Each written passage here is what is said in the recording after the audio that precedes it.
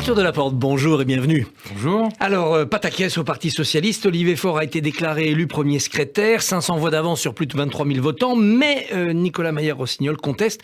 Le recomptage des voix a-t-il été arrêté en cours de route en échange d'un marchandage global ? Non, ce qui s'est passé, c'est sûr, c'est quelque chose qu'on ne souhaiterait dans aucune formation politique. C'est un imbroglio insupportable, avec des personnes qui refusent de reconnaître leur défaite et qui sont prêtes, par tous les moyens, à faire stopper un processus d'examen ou à le faire durer. Ils disent qu'il y a fraude, notamment à Liévin, au Pas-de-Calais. Comme par hasard, on arrête le comptage à 62, le numéro du Pas-de-Calais. Non, c'est pas vrai. Par exemple, des départements de numéro 95 ont été évoqués. Donc, faut arrêter de colporter n'importe quoi, de diffuser n'importe quelle rumeur et des tableaux. Voilà, hier, notre collègue parlait de boîtes à chaussures, enfin mon camarade, dans lesquelles on votait. Bon, mais c'est dans sa propre fédération aussi qu'on a vu ça. Donc, il y a un moment, faut arrêter de dire que les autres sont responsables de fraude. Il y a des votes, il y a des opérations électorales. Rien n'est parfait. On proposait d'examiner tout sérieusement. Mais voilà, ils ont voulu faire durer les discussions. Il y a un moment, il faut avancer. Et surtout, quand on a une victoire, il faut réussir à la reconnaître et trouver, surtout, le moyen d'avancer. Est-ce qu'il ne serait pas plus simple de revoter ? De fixer un nouveau jour de vote. Voter autant de fois que vous voulez, mais je pense que les résultats sont clairs. Il l'était déjà la semaine d'avant. On a un premier secrétaire aujourd'hui qui est sortant, qui a une stratégie, qui est celle du Rassemblement de la gauche, qui a été validée par le vote du premier tour. Je veux dire, il a été mis très largement en tête, quasiment majoritaire. Maintenant, voilà, on a eu cette victoire d'Olivier Faure. Nicolas Maillard-Rossignol continue de la refuser. Mais moi, je dis, les amis, revenons au calme et avançons. On est en train d'examiner cette semaine la réforme des retraites à l'Assemblée nationale. On a un congrès à la fin de la semaine.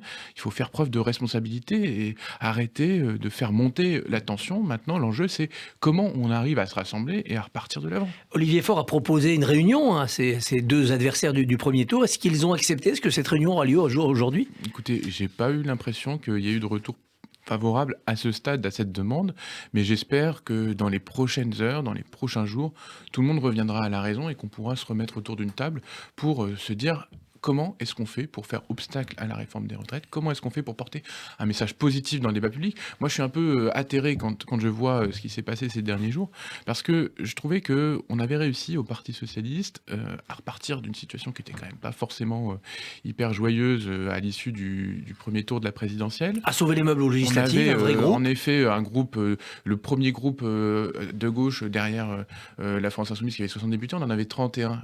D'ailleurs, hier soir, je salue le fait que mon collègue Bertrand Petit, qui avait eu une élection invalidée pour une sombre histoire de règles, mais administratives, voilà, il avait dû se représenter. Il a fait 49,8% au premier tour, parce qu'il n'avait aucun candidat à gauche, il était socialiste, l'Union, et j'espère qu'il sera qualifié et élu largement dimanche prochain. Comment vous faites d'ici la fin de semaine pour le congrès de Marseille ? Qu'est-ce qui va se passer à ce congrès ?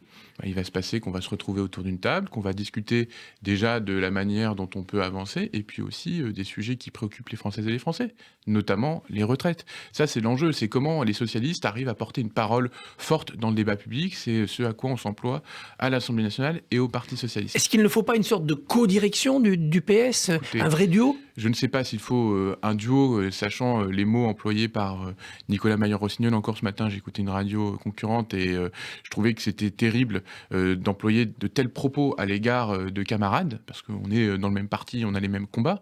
Mais ce qui est sûr, c'est qu'il faut trouver les formes et les moyens du rassemblement, parce que c'est ce qui est un impératif pour continuer à exister, à porter une parole nécessaire dans le débat public. Olivier Faure a fait 49,15% au premier tour. Il n'a pas réussi à faire un bond en avant net au second tour. Ça veut dire quand même qu'il y a un bloc des Antilles qui s'est construit. Alors, pendant 3 semaines, un mois, Nicolas Maillard-Rossignol nous expliquait qu'il n'était pas le bloc des Antilles, mais le bloc des Nini. Aujourd'hui, il essaie de montrer qu'il était sur une option radicalement opposée. Moi, je n'avais pas compris cela en l'écoutant. Néanmoins, c'est vrai qu'au Parti socialiste, il y en a certains qui n'ont pas forcément accepté ou suivi la stratégie qui a été celle du Parti socialiste depuis maintenant 6 mois, qui est celle du Rassemblement de la gauche. Il faut l'entendre. Mais pour autant, je considère que cette stratégie reste nécessaire et qu'on ne peut pas revenir en arrière. C'est-à-dire que vous seriez prêt à renégocier ce contrat de la NUPES, à prendre peut-être des distances avec LFI pour rassurer ces militants qui sont sceptiques ? Non, c'est pas le sujet. Le sujet, c'est pas de dire comment on rassure les militants, on parle pas d'un stock, on parle en dynamique. Comment on arrive à se porter dans une dynamique positive ? Parce qu'il faut aussi se dire qui a voté au Congrès ? Qui a voté il y a une semaine. C'est pas les 2000 nouveaux adhérents depuis 6 mois, parce que le corps électoral était gelé au 30 juin. Donc en fait, tous ceux qui ont rejoint le Parti socialiste ces derniers mois, aspirés aussi ou attirés par cette idée qu'il y avait un renouveau et de nouvelles manières de faire et de procéder dans notre formation politique, ils n'ont pas pu voter. En revanche, moi je dis, venez et continuez à venir au Parti socialiste parce que c'est là où on invente l'avenir d'une gauche qui est responsable, mais aussi résolument engagée pour l'union de la gauche. Vous avez été, je crois, secrétaire national au développement du parti. Tout à fait. Rendre le parti plus attractif, faire venir des militants, ça ne va pas être simple cette fois-ci. C'est pas forcément bien parti quand on écoute ce qui se passe cette semaine, mais je reste optimiste pour l'avenir parce que je sais que nous avons un rôle central à jouer. Et d'ailleurs, pourquoi tout le monde s'intéresse au Parti socialiste ? On ne parle pas des formations politiques qui ont des difficultés quand elles ne sont pas intéressantes et quand elles n'ont pas un rôle pivot à jouer dans la reconstruction de l'avenir politique à gauche. C'est aussi pour ça que le congrès du Parti socialiste est aussi important et que celui ou celle qui le dirigera aura un rôle majeur dans la recomposition à venir. Vous êtes trop jeune pour avoir connu le congrès de Rennes en 90, mais cette ingouvernabilité était à peu près la même. Ça a amené le PS au désastre de 93 quand même. Oui, mais ça a mené Lionel Jospin à la présidentielle en 2002, au Premier ministre en 97. Enfin, vous voyez, Lionel Jospin n'a pas gagné en 2002, mais en 95, il était très bien. Il l'emporte, et 95, on tombe très vite et on se redresse très vite, c'est ce que vous voulez dire. Un parti politique, ça peut être ça. Ce qui est sûr, c'est que quand on a des leaders qui sont en capacité d'incarner une stratégie et un discours, c'est possible. Et moi, j'espère que demain, ça sera le cas.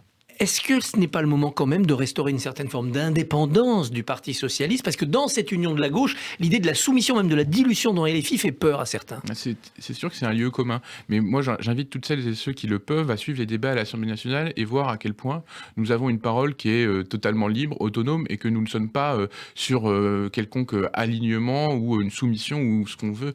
Moi, depuis le début, j'ai voté des textes à chaque fois en mon âme et conscience et j'ai jamais attendu qu'on me dise ce que je devais faire d'un autre groupe politique. On a des discussions dans le groupe socialiste, on arbitre au sein du groupe socialiste à chaque fois sur nos positions et par exemple la semaine dernière on a voté la loi sur les énergies renouvelables avec En Marche, avec quelques écologistes. Sans état d'âme. Sans état d'âme. L'alignement sur LFI, on a eu l'impression que c'était le cas sur les retraites puisque le PS s'est rallié à 60 ans, ce qui n'était pas la position dans la présidentielle, en ajoutant 43 années de cotisation, ce qui veut dire que c'est surtout si on travaille à 17 ans qu'on peut partir à 60 ans.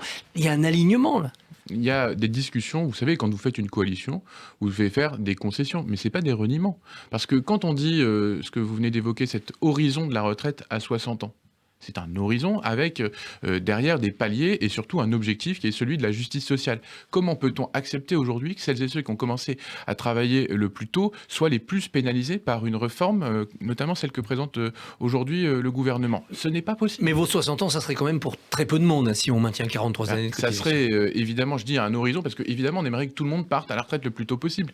Mais il faut aussi avoir, on va dire, des perspectives raisonnables. Et aujourd'hui, nous ne sommes pas au gouvernement.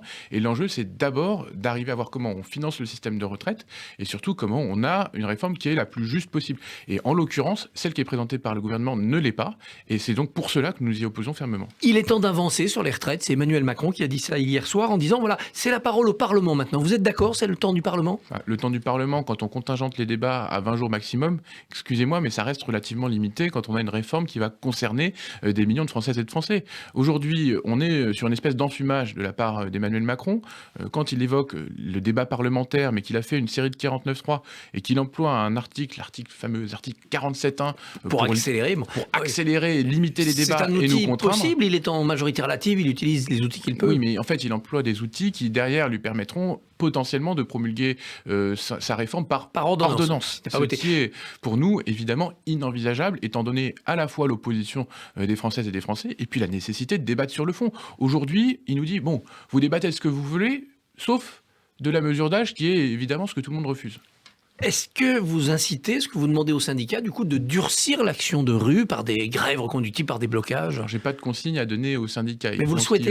Mais ce qui est certain, c'est que les syndicats et dans l'ensemble, les Françaises et les Français ont un rôle central à jouer dans leur mobilisation. On a pu voir jeudi dernier que la mobilisation était historique.